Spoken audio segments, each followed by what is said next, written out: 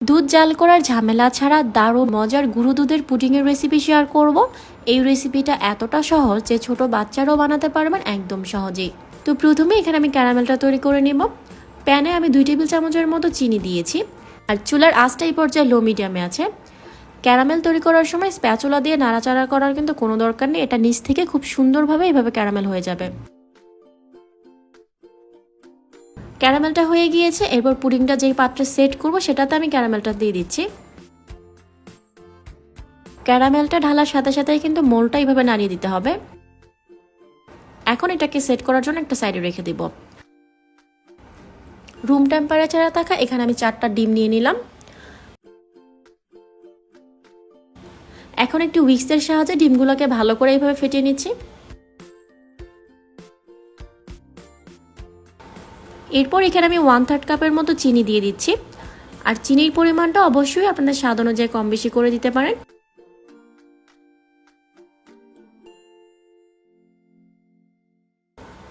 চিনিটা দিয়ে ভালো করে সবকিছুকে মিশিয়ে নিব। চিনির কোনো প্রকার দলা যাতে না থাকে সেটা কিন্তু খেয়াল রাখতে হবে। এখন এখানে আমি নিয়েছি 2 কাপ পরিমাণ কুসুম গরম পানি। হালকা কুসুম গরম পানির মধ্যে এখানে আমি 1 কাপ দিয়ে দিচ্ছি গুঁড়ো দুধ।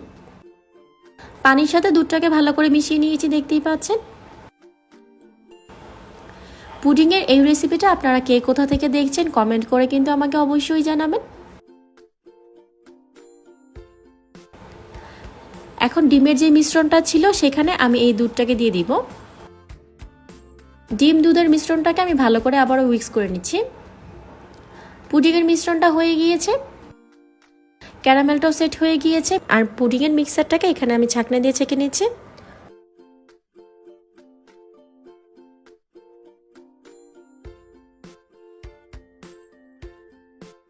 এখন এই মোলটাকে আমি ফয়েল পেপার দিয়ে এভাবে আটকে দিচ্ছি। আপনাদের হাতের কাছে ফয়েল পেপারটা না থাকলে যে কোনো ঢাকনা দিয়ে এটাকে ঢেকে নিতে পারেন। চুলায় আমি এরকম বড় একটি ননস্টিকের প্যান বসিয়ে দিয়েছি। এরপর প্যানে আমি মোটা এরকম টিস্যু সেট করে দিলাম। টিস্যুর উপরে মোলটাকে বসিয়ে দিচ্ছি যাতে সরাসরি আগুনের তাপটা মোল্ডে না লাগে। এখন এখানে আমি পর্যাপ্ত পরিমাণ গরম পানি দিয়ে দিলাম। গরম পানির পরিমাণ মোল্ডের অর্ধেকের কম থাকবে। এখন ঢাকনা দিয়ে ঢেকে দেব। ঢাকনা এরকম ছোট একটা ছিদ্র থাকলে সেটাকে এইভাবে বন্ধ করে দিতে হবে। একদম লো আঁচে এটাকে 25 মিনিটের জন্য স্টিম করে নিতে হবে। 25 মিনিট পর আমি ঢাকনাটাকে খুলে দিচ্ছি। খুব সাবধানে আমি ফয়েল পেপারটাকে উঠিয়ে নিব। একটি টুথপিক দিয়ে চেক করে নিচ্ছি, দেখতেই পাচ্ছেন টুথপিকটা একদম ক্লিয়ার বের হয়েছে, তার মানে পুডিংটা হয়ে গিয়েছে। এখন পুডিংটাকে রুম টেম্পারেচারে নিয়ে এসে নর্মাল ফ্রিজে রেখে দিতে হবে 2 ঘন্টার জন্য। পুডিংটাকে কিন্তু অবশ্যই নর্মাল ফ্রিজে সেট করে তারপর ডিমোল্ড করতে হবে। এখন একটি ছুরির সাহায্যে 4-5টা এভাবে একটু তুলে নিচ্ছি। আর পুডিংটা কতটা পারফেক্ট হয়েছে আপনারা নিশ্চয়ই দেখে বুঝতে পারছেন। এই পুডিংয়ের রেসিপিটা ছোট থেকে বড় কিন্তু সবাই অনেক বেশি পছন্দ করবে। এখন এটাকে আমি স্লাইস করে দেখাচ্ছি।